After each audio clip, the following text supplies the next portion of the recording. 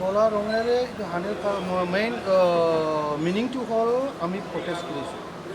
It is kind of the protest কি আমাৰ assembly Assam এছেম্বলিৰ লগত যিটো বড়ো ভাষা লিখা আছিলে বড়ো আইন আপাত ন আছাম আইন আপাত যিটো বড়ো ভাষাত লিখা আছিলে সেইটো গুচাই দিয়া হ'ল।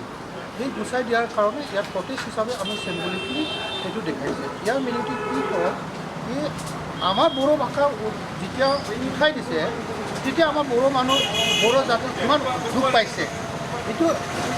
সেইটো মিনিংটো ইকুৱেলি বুজাব কি এছামিজ ভাষাত যদি আমিও ব্ৰিটিছে পূৰা গুচাই দিওঁ তেতিয়া কি ৰিজাল্ট হ'ব সেই ৰিয়েকশ্যনটো আমিও চাব বিচাৰি আছোঁ। সেইটো কাৰণে সেই পদক্ষেপটো আমি আজি বনচুৰ তৰফৰ পৰা লোৱা হৈছে। কিন্তু বিধানসভাৰ অধ্যক্ষই কণ্টেক্ট কৰোঁতে তেখেতে সংবাদমেল সম্বোধন কৰিছে। কৰাৰ পিছত তেখেতে কৈছে বড়ো ভাষাক আঁতৰা নাই, তিনিটা ভাষাৰ মাজত হিন্দীক আৰু দিয়া হৈছে, মানে 4টা লেংগুৱেজত বৰ্তমান কৰা হৈছে। তেনেহ'লে পেপাৰ মিডিয়াত কিয় সেইটো সেইটো কৰিছে? সেইটো চেণ্টিমেণ্ট নহ'লে আমাক মিছ আণ্ডাৰষ্টেণ্ড কৰা হ'ল। আৰু যিটো আমিও পদক্ষেপ লৈছোঁ সেইটো আমি আকৌ নকৰোঁ।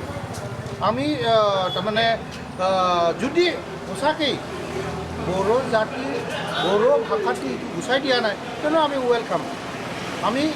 আমিও এগেইনষ্ট নহ'ব। আমি কওঁ এছামিছো থাকক, বড়োও থাকক, হিন্দীও থাকক, সেইটোৱে আমি বিচাৰোঁ। ক'ত ক'ত এনেকুৱা কৰিলে আপোনালোকে?